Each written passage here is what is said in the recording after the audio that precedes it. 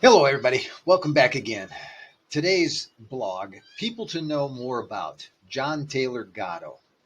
If there is someone to know, if there is someone to emulate, this is the man.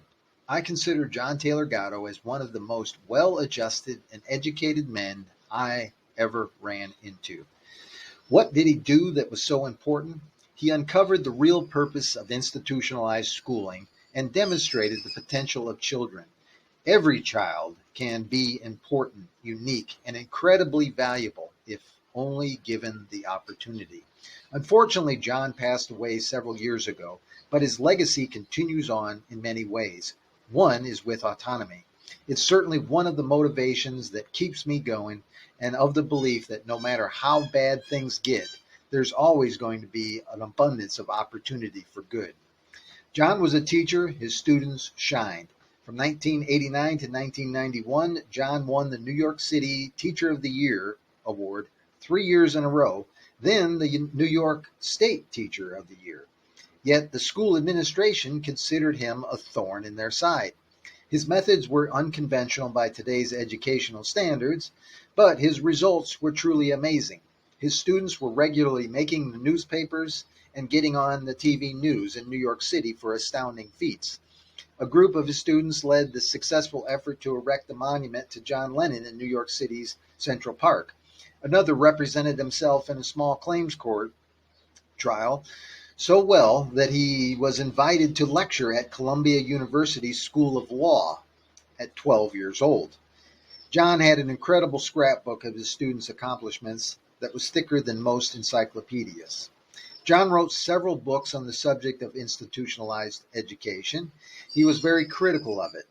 In his book, Dumbing Us Down, he explained the problems children will develop with the school system. One, it confuses the students. Two, it teaches them to accept their class affiliation. Three, it makes them indifferent. Four, it makes them emotionally dependent. Five, it makes them intellectually dependent. Six, it teaches them a kind of self confidence that requires constant confirmation by experts, otherwise known as provisional self esteem. Seven, it makes it clear to them that they cannot hide because they are always supervised. John did an immense amount of investigation into education. One of the books that he pointed out was Alexander Inglis' 1918 book, Principles of Secondary Education, where it points out six things. One, school is designed to establish fixed habits of response to authority. Two, the purpose of the function is to make kids as alike as possible. That's called the integrating function. Schools determine each student's proper social role. Students are trained no more than to meet the standards of the determined social role. Unadapted students are treated like inferiors in order to prevent them reproducing.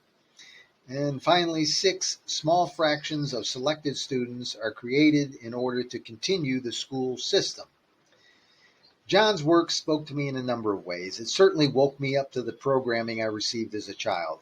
What was interesting is he also brought up something called the Gary Plan. The Gary Plan was an education system instituted in 1907 in Gary, Indiana. It was part of a larger scientific management movement in the early part of the 20th century that tried to increase efficiency in manufacturing through increased separation of workers' roles and duties, as well as through incentivized wages. You can go into more detail in the blog. John was meticulous about the words he used. He describes in one interview how each sentence he wrote would be further scrutinized by himself. He wanted the idea clearly explained, each belief verified. Rarely did his first draft survive. Needless to say, his attention to detail was exceptional. His understanding of humanity from his years of experience with children was inspiring. Another quote from John: "In all my years of teaching, I never met a slow student or a genius."